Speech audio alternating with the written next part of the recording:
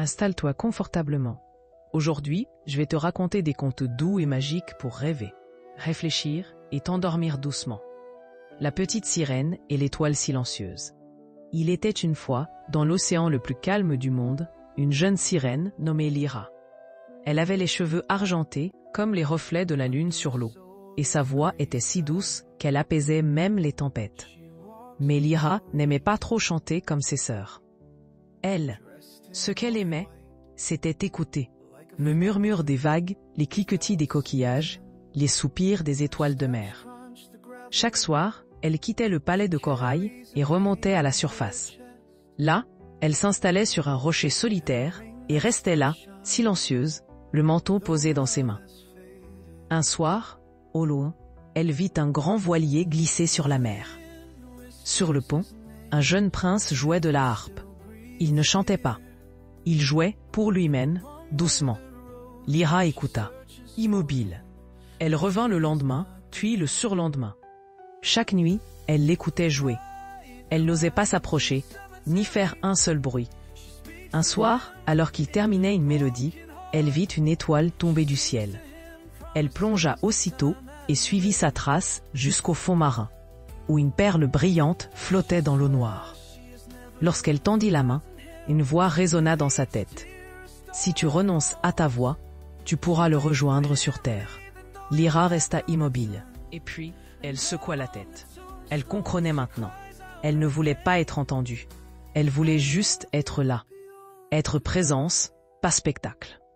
Alors, elle garda sa voix. Les années passèrent, le prince se maria. Il eut des enfants.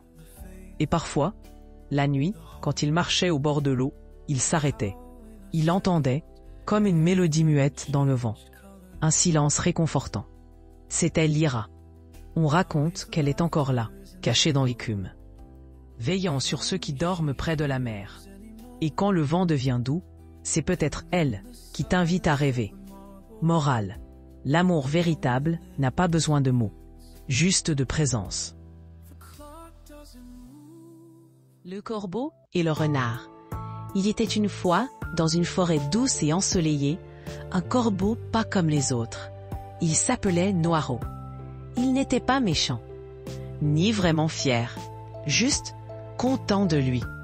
Il adorait les belles choses, les compliments et surtout le fromage.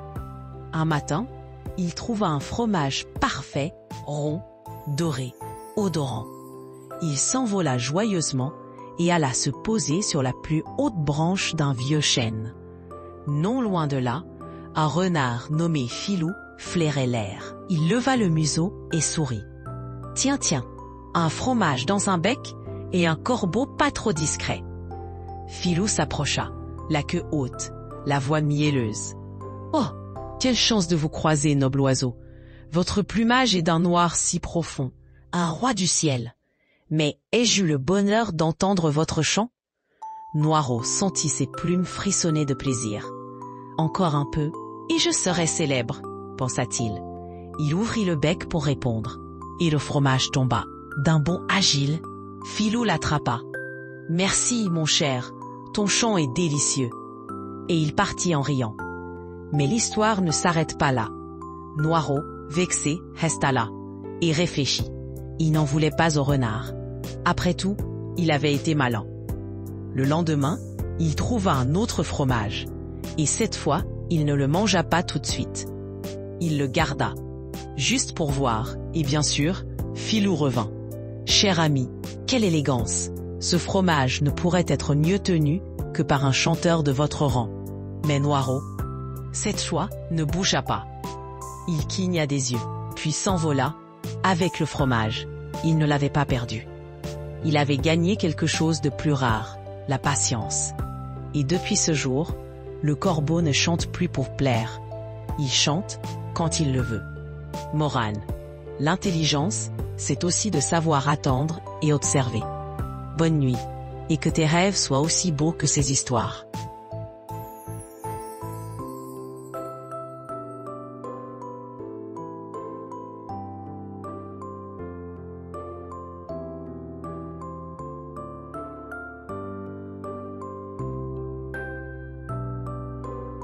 Africain, le lièvre et la hyène. Dans la grande savane d'Afrique, là où les herbes dansent sous le vent chaud et les acacias plient doucement leurs branches, vivait un lièvre nommé Bongo. Il était rapide, vif, malin et un peu trop sûr de lui. Tous les animaux le connaissaient. Il jouait des tours aux tortues, aux antilopes, même aux vieux lions. Et personne n'osait se mesurer à lui dans l'art de la ruse. Mais il y avait Syrah, une hyène au pelage gris rayé, au pas long et au regard sage. Elle boitait un peu à cause d'une vieille blessure. Mais dans sa tête, elle courait plus vite que n'importe qui. Un matin, Syrah dit à Bongo, « Mon petit lièvre, que dirais-tu de cultiver un champ avec moi? Travaillons ensemble. Je suis vieille, tu es jeune. Toi la rapidité, moi l'expérience.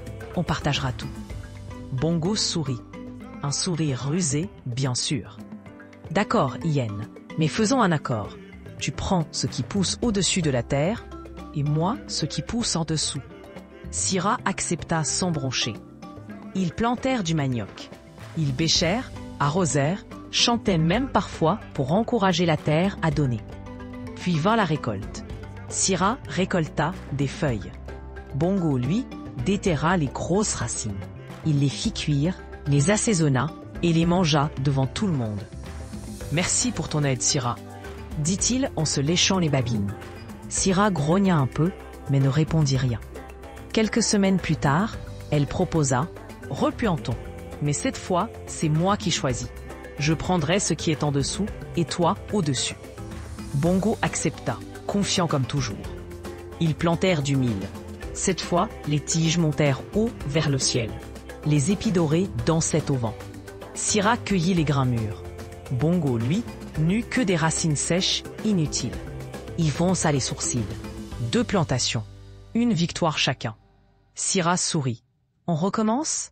Cette fois, ils plantèrent des arachides. Mais pas de contrat, pas de clause. Juste un accord, on partage selon le mérite. Bongo, distrait, se reposait sous les arbres. Il croyait que son intelligence suffisait à tout. Mais Syrah, elle, travaillait. Elle connaissait la terre. Elle nourrissait le sol avec soin. Elle parlait aux fourmis, elle observait le vent, elle plantait à la bonne lune. Et au moment de récolter, la terre lui offrit tout. Les racines, les graines, les tiges, les feuilles. Bongo n'avait rien. « Mais c'est injuste !» cria-t-il. Syrah leva lentement la tête. « Tu es malin, Bongo, mais tu veux toujours gagner sans respecter l'autre. Tu joues, moi, je construis. La ruse court vite, mais la sagesse va loin. » Depuis ce jour, le lièvre cessa ses farces. Il ne perdit pas son intelligence, non, mais il apprit à l'utiliser avec respect. Et dans la savane, on dit encore que la hyène boite, mais elle marche devant. Morale, la ruse peut gagner une fois, mais la sagesse gagne toujours. Conte de Mowgli, l'enfant de la jungle. Il y a bien longtemps, sous les feuillages denses et brillants de la grande jungle d'Inde, un tout petit bébé fut trouvé dans un panier d'osier abandonné. Le panier flottait sur une rivière paisible, protégé par les racines d'un figuier sacré. Un loup s'en approcha. Il renifla. Il grogna. Puis il le regarda.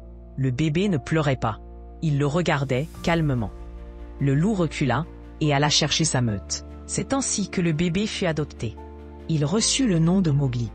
Il grandit parmi les loups, apprenant leur langage, leur odeur, leur force. Bagheera, la panthère noire, le surveillait. Balou, l'ours grognon mais tendre, lui apprenait à danser, à se rouler dans les feuilles, à reconnaître les fruits sucrés des arbres. Mais Mowgli n'était pas un loup. Il posait des questions. Il voulait grimper plus haut. Il n'obéissait pas toujours à la meute. Un soir, les anciens dirent « Le tigre revient !» Shere Khan, le grand tigre, chassé jadis, avait senti l'odeur de Mowgli.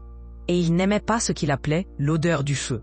« L'homme n'a pas sa place ici », grondait-il. Bagheera dit à Mowgli « Tu dois apprendre la loi de la jungle, pas celle des jeux, celle du respect, du silence, du courage. » Mais Mowgli se sentait fort, trop fort. Il alla alors voir Kaa, le vieux python sage. « Qui suis-je, Kaa? Je cours avec les loups, je grimpe comme les singes. Je pense comme les hommes, mais je suis seul. » Kaa répondit « Tu es ce que tu choisis d'être. mais choisi avec humilité. Le lendemain, Shere Khan s'approcha de la clairière. La jungle retint son souffle. Les oiseaux se turent. Les singes s'enfuirent. Mowgli, seul, avança. Mais il n'avait ni crocs, ni griffes.